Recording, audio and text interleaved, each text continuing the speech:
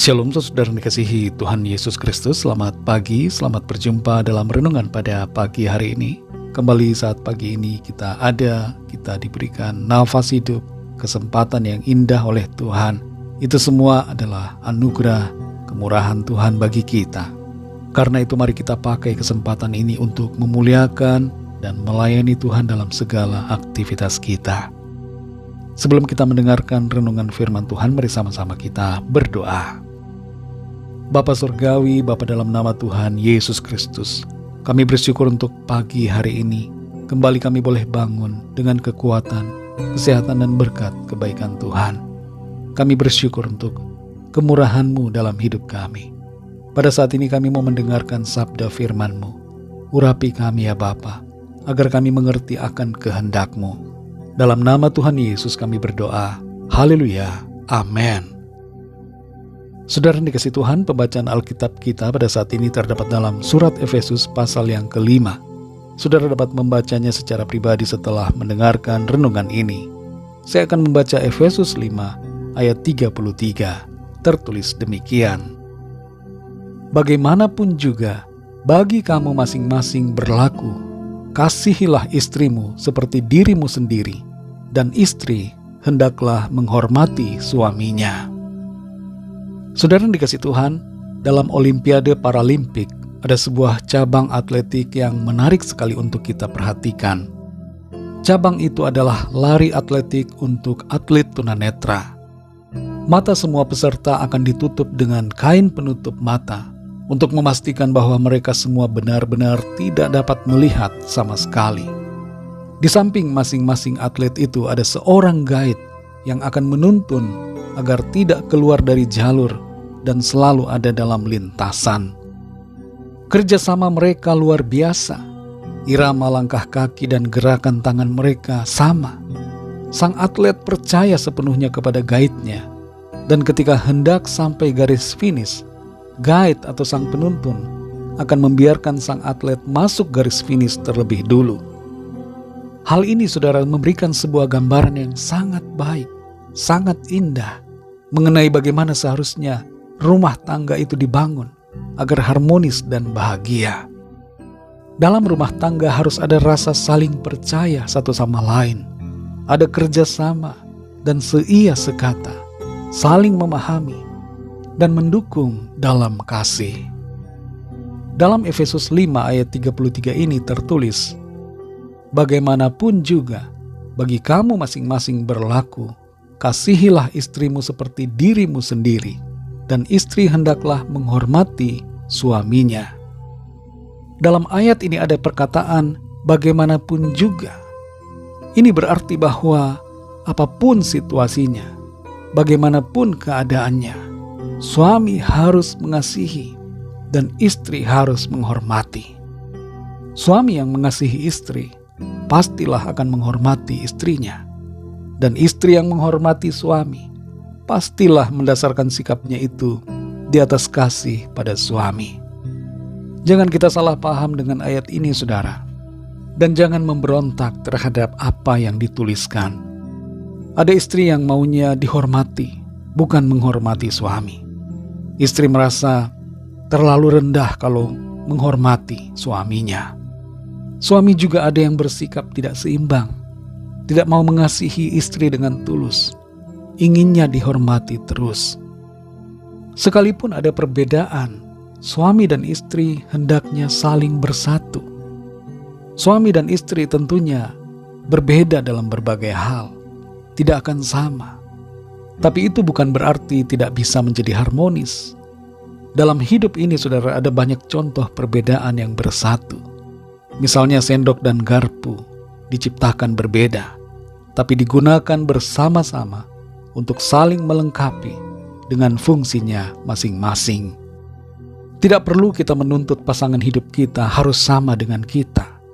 Hargailah perbedaan dan hiduplah dalam sikap saling menghargai, saling percaya, mengasihi dan bekerja sama untuk kebaikan dalam menjalani rumah tangga. Salah satu hal yang perlu juga dimiliki adalah sikap saling mendahulukan dan tidak egois, ingin menang sendiri. Usahakanlah kebaikan untuk pasangan hidup kita yang Tuhan percayakan kepada kita. Saudara dikasih Tuhan, kalau ada di antara kita yang mungkin saat ini sedang berpikir-pikir dan mengevaluasi pasangan kita, serta menuntutnya untuk menjadi sesuai dengan kriteria kita pribadi, mari singkirkan itu saudara, dan terapkanlah ayat firman Tuhan ini. Mulailah ambil bagian kita terlebih dulu. Jangan menuntut pasangan kita yang harus lebih dulu memenuhi perintah firman Tuhan. Perubahan akan terjadi kalau kita mulai dari diri kita sendiri. Para suami hendaknya mengerjakan bagiannya untuk mengasihi istri. Dan para istri hendaknya mengerjakan bagiannya untuk menghormati suami. Mungkin ada di antara saudara yang berkata, bagaimana bisa saya menghormati suami saya? Pendidikannya saja lebih rendah dari saya. Pekerjaannya pun bergaji lebih kecil. Suami saya tidak bekerja. Dia tidak pantas dihormati. Atau ada suami yang berkata, bagaimana bisa saya mengasihi istri saya? Galaknya minta ampun, cerewetnya luar biasa, dan tidak menghormati suami. Mari saudara, bagaimanapun keadaannya, kita taati firman Tuhan ini. Jangan ikuti perasaan emosi saudara, tapi ikutilah kehendak firman Tuhan. Walaupun ada hal-hal yang bertolak belakang dengan harapan kita, tetap lakukan perintah Tuhan, mulai dari diri kita secara pribadi. Ingatlah kunci ini dalam membangun rumah tangga yang bahagia, yaitu saling mengasihi dan menghormati. Dan jangan lupa saudara, bahwa dalam kasih ada pengampunan. Tuhan Yesus memberkati setiap keluarga saudara, masing-masing secara pribadi. Ada sukacita, ada damai sejahtera, ada kasih dan pengampunan, ada kebahagiaan yang berlimpah senantiasa. Mari kita berdoa saudara. Bapa kami yang di surga, Bapa dalam nama Tuhan Yesus Kristus, kami bersyukur untuk firman Tuhan yang sudah kami dengar pada saat ini, yang mengajarkan kepada kami untuk kami mengambil bagian kami masing-masing untuk mengasihi, untuk menghormati, untuk membangun rumah tangga yang baik, yang harmonis, yang bahagia di dalam Tuhan. Ajar kami Tuhan untuk taat melakukan kehendak-Mu, tidak merasa diri kami yang paling penting, tidak egois dan tidak menuntut pasangan hidup kami, tapi dengan rendah hati, dengan kasih Tuhan, kami mau mengasihi, mau menghormati, dan melayani satu sama lain. Berkatilah ya Tuhan setiap keluarga-keluarga kami masing-masing. Berkat-Mu turun atas setiap suami, atas setiap istri, atas setiap keluarga. Ada kasih, ada sukacita, ada saling menghormati, saling mengasihi antara suami dan istri. Dan berkat-Mu Tuhan limpahkan dalam setiap rumah tangga. Terima kasih Tuhan, kami bersyukur untuk firman-Mu yang kembali mengajar, menegur, dan membentuk kami. Pimpin kami selalu ya Roh Kudus, untuk kami selalu hidup seturut dengan kehendak-Mu ya Tuhan. Berkati setiap kami dalam segala aktivitas kami di sepanjang hari ini.